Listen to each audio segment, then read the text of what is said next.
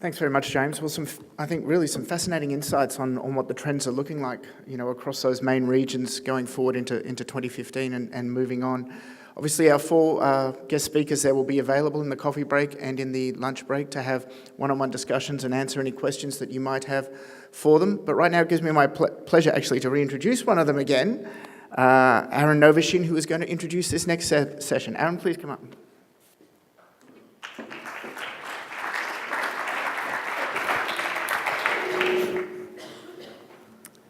All right, it gives me great pleasure now to bring up to the stage someone who has influenced me and a lot of the people who work with my company too, from the food that he produces in his great restaurants throughout America.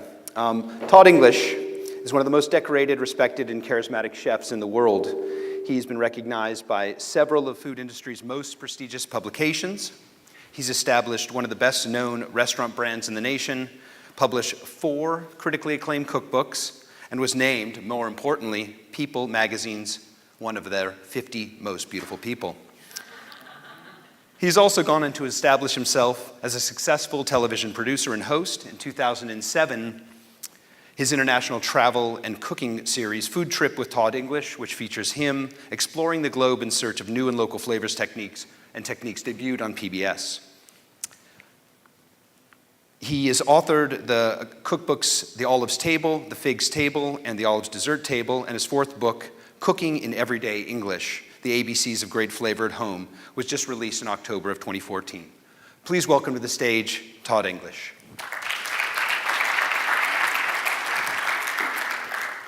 Thank you, I appreciate that. I always love when my publicists write those things. I'm like, wow, I did that, I did. They really over-glamorize it. Aaron, good to see you. Good to see you, How's too. How's it going? Hi, everybody. Everything's going great.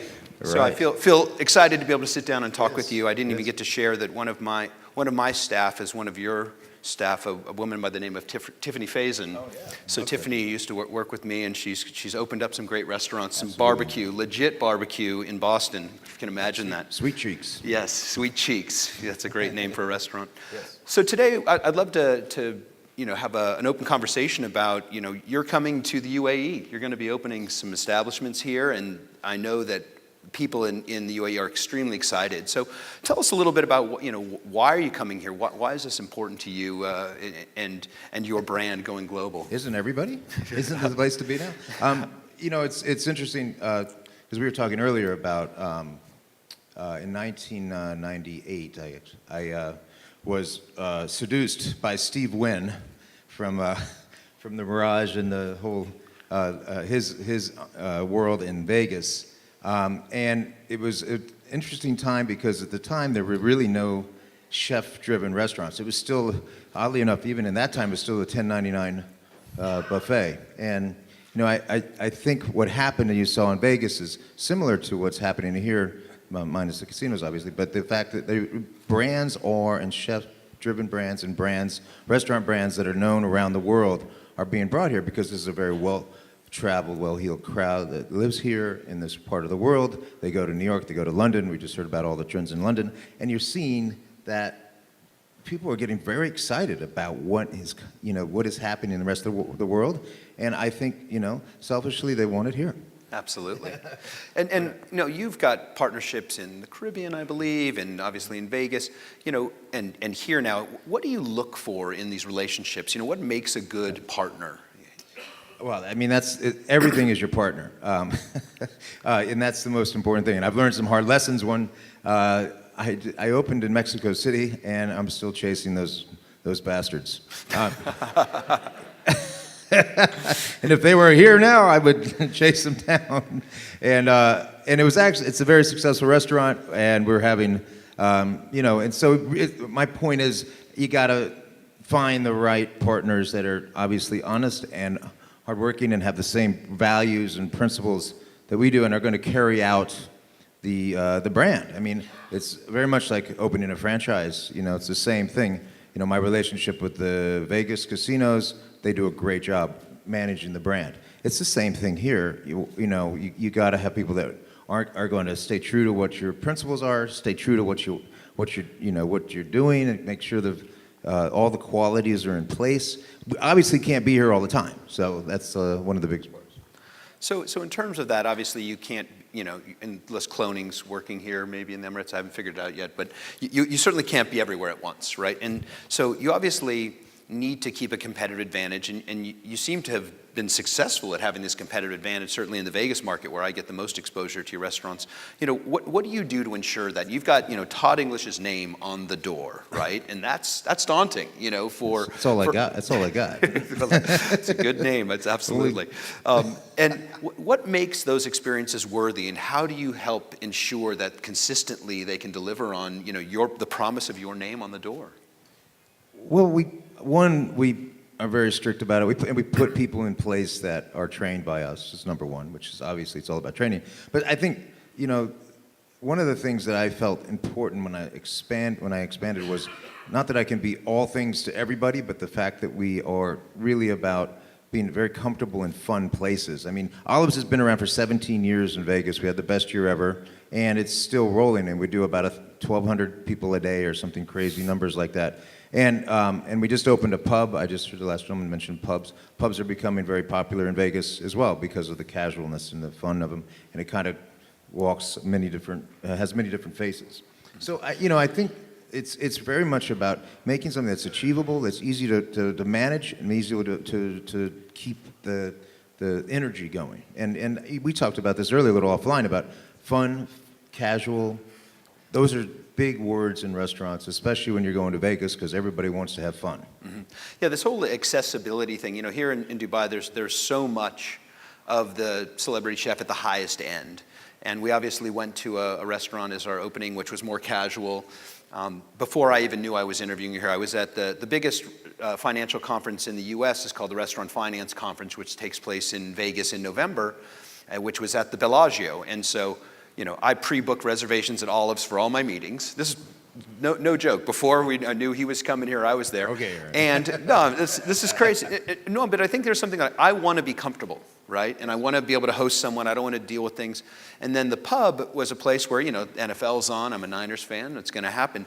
Talk about, what can we learn here about accessibility and comfort about a space? What can you share with our folks here about that? I've always believed, look, I like to have fun. And if you know anything about me, I mean, having fun is the number one part, I think, about, a dining experience, especially in those kind of areas. And I think you want to go to a restaurant and have memories of great food, have memories of great service, but mostly you leave there going, well, I had a really great time. I'm going to go back there. And it can be many different reasons that happens, but I really believe that's number one on the list of everything that, your staff is friendly, they're fun, they have a personality, they're not just robotic, they come up to you, they have, the bartender may give you a little ribbon at the bar about what you're ordering. I mean, things that are fun that make you come back and have personality. I think that's something that we've always emphasized, and that's how we've always managed restaurants in Vegas. What can we learn about, I know you've got restaurants in hotels and you've got restaurants in shopping areas, and obviously here in Dubai, licensing is a big part of those decisions. Airports. And airports, truly captive, handcuffed to your restaurants, actually. We love delays. What can you tell us about the differences and strategies in each of those type of real estate markets, and do you prefer certain versus others? Well, I mean, it still goes back to location in a lot of ways. And certainly, we have a food hall that we opened at the Plaza, which is I believe, the new food court of malls and of even in the sense of the hotel. We took over 25,000 square feet of space in the basement of the Plaza that was doing nothing. And it's basically a Harrods meets Dina DeLuca food hall. I don't know if anybody's been there, but you go down and you hang out and you can get food from all over the world. And we actually curated some local vendors in there, like Luke's Lobster Rolls out of New York, mm-hmm. And there's a lot of different. Lady M is there, the cakes and all these, and they're doing unbelievable business. I mean, you're talking about Luke's Lobster Roll is in 200 square feet, and it's doing over $2 million. Sales per square foot, 10,000 a foot there. That casual, fun need. And it's another thing that's interesting when you talk about trends. On a given table, and sometimes you'll see six tops, people that will have a pizza, they'll have sushi, they'll have tacos, and maybe some sliders or roast beef sandwiches. But they're eating all over the world on one table. which is, again, a very interesting concept now that I think is becoming a huge part of the world's dining scene. Now, obviously, that relates to sort of shareability and also driving their own choice, right? People I want to eat that, I don't want to have to compromise. Are you doing anything in your menu development that is catering to that sort of need or way of thinking, getting away from the traditional categories of appetizer, entree, dessert? Any things that we can learn from that? Absolutely. I mean, I think I think people want choices. They want to control their dining experience. They want to control their meal. They want to have that choice on any categories. And many times you go in sometimes just for a bite. Sometimes you go in for an entree. I mean, I think Chicago and maybe a couple of restaurants on the West Coast, I mean, French Laundry, et cetera, do tasting menus. But the age of tasting menus seems to be leaving the world. And there's a few restaurants out there that still do it. But I think most of the time you want to take control of that and really know what you're eating, the whole farm to table, the whole, I think the paleo thing, yes, that has some play in it. Health conscious has a lot to play in things today as well. Mm-hmm. So you said you weren't so happy with your Mexican investment partners. But we always say we learn a lot more from our mistakes than we do from our successes. Yes. What have been any of the mistakes that you want to share and that you've learned from? What do you do differently today based on some things that have happened in the past? Well, throughout my career, sometimes you get thrown deals that are unbelievable. And I think you just go, they're going to pay for everything. It's going to be an amazing restaurant, but it ends up being the wrong location, the wrong theme, and you end up not, hurting yourself because we've actually had to close some places down because it's like it just didn't work for that one reason. Because sometimes if it's too good to be true, it is too good to be true. And I don't know if you've experienced that, but we actually get these incredible deals, and it's harder. It's better to walk away from those deals that are so unbelievable than. We had many opportunities here that just weren't the right deals until recently. Now, you've got to keep on top of things and keep things fresh, and I'm sure you've got great people in your organization. Where do you seek inspiration? How do you get inspired? I feel like an overnight success. It just took me 35 years to do it. So I've only been doing this when it wasn't cool to be a chef. I mean, I was cooking in the 80s. 70s, the late 70s and the early 80s, and it definitely was not cool to be a chef in the States in the 80s. I mean, until recently. So, I'm sorry. What was the question again? What things people? How do you get inspired? How do you keep fresh? Oh, how do I things? keep inspired? I just steal everybody. I'm just kidding. I borrow recipes. It's hard to renovate. I think travel. I'm fortunate to have this travel show, so I travel a lot.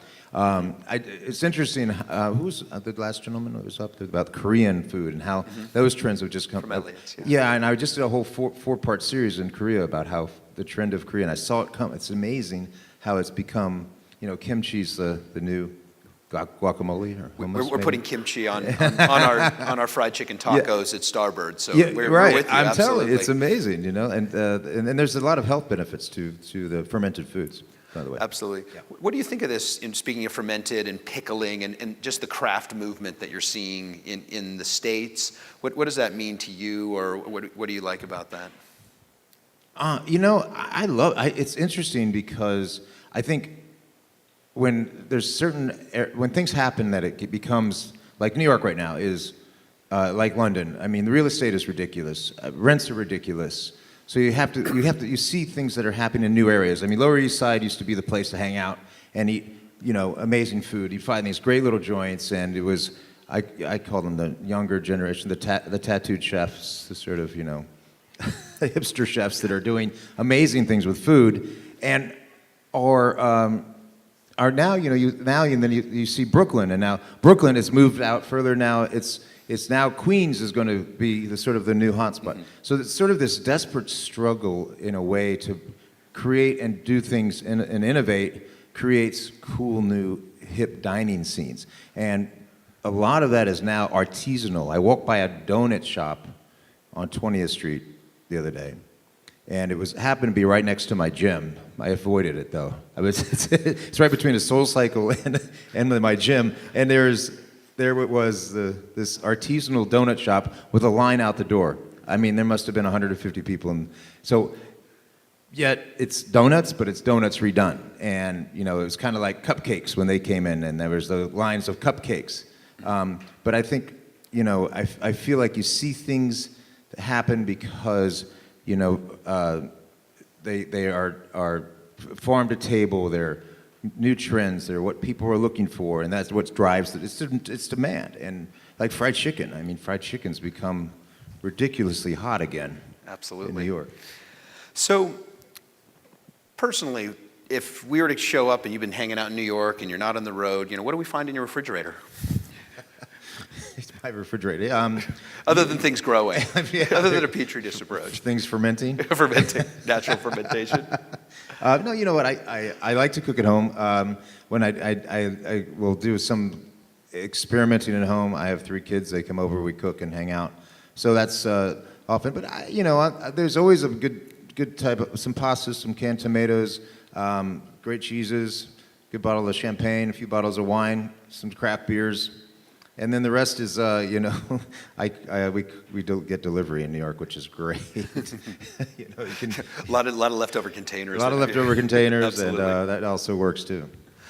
Well, cool. I'm going to leave a few minutes for questions from the audience. But what I like to do sometimes in these one-on-ones is I do quick-fire questions. Okay. These are kind of one-word answers. All right. I'm going to ask you 10 questions. Okay. Knowing that you have kind of gone between Boston and New York, first question is Yankees or Red Sox? Red Sox. Next question, the movie or the book? The movie, definitely. As a chef, Japanese or German? That's very easy. Japanese. Twitter or Instagram? You know what? I gotta go Instagram now. Instagram. The question used to be Facebook or Twitter, and now my kids are like, Dad, you are such an eld. That's elderly. Well, I have my son is back there. Oliver is working with me, and he's my Instagram guy. That's awesome. Okay, Breaking Bad or The Sopranos? Oh, definitely Sopranos. Escoffier or Alice Waters? That's a good. I'm gonna go. Yes. Still or sparkling? I'm gonna get in trouble for that. Definitely sparkling. Fried, baked, or mashed? Fried. Beatles or Stones? I'm a Beatles fan. For sure. With you. Pajamas or birthday suit? Really?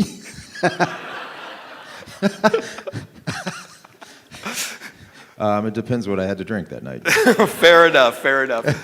All right, well, I'd love everyone to give Todd a big hand, and we're going to take some questions in a minute. Thanks for being a good sport on that one. We have 3 minutes for some questions from the audience. Anybody? There's got to be one question. All right, I got a question for you guys. Health. What do you think? I got asked a question that was really interesting. Usually I get asked questions like, what would be your last meal in death row? And I hate that question. I'm like, why are you going to ask me that question? I have no idea. But I got asked a question by a journalist. It was a very smart question. What's food going to be in 50 years? Will there be Shake Shacks around? Will there be... What's the next... in 50 years from now, you had to look in a crystal ball. It's a good question. It's all going to come down to convenience, I bet. As what we've learned from technology is that even though people have more access and can do more work, the greater demands on them are going to create greater demands for convenience, I believe. I think that 3-minute meal that came in my door, it's going to be push a button, it's going to show up. Absolutely. But here's the last part. I'll leave you with this. I think, and I find it fascinating. It's moving out of California, and in a way, obviously, there's a huge problem with obesity in the United States, and we have to deal with that. It's diabetes, it's corn-driven, it's sugar-driven, our diets are whacked out. Luckily, it's getting better. But here's, in the leave you with this, fountain of youth. You are what you eat. That's my feeling about food in 50 years. And we want to live longer, we want to look better, and it's not necessarily plastic surgery that's going to make it all better, but we're going to live healthier, and we're going to know more about food, and we're not going to be getting GMOs and all the things that are happening now, and it's really a problem. I've never seen more allergies more people come in with allergies. Have you ever seen more allergies? I mean, in the States, I don't know if it happens here. Peanut butter is illegal in my kid's school, actually. Yeah, the peanut butter, I mean, the nut allergies are crazy. There's a woman in San Francisco, have you heard of her? She's curing these kids now. Yeah, these wealthy kids that go and are able to afford her, but she's curing nut allergies, but it's a big issue. So that's a big part of my, if I had a platform, a soapbox to stand on. But that's a whole nother story. Next year, we'll talk about it. Thank you, Aaron. All right. Well, I'd love everyone to give a big hand for Mr. Todd English.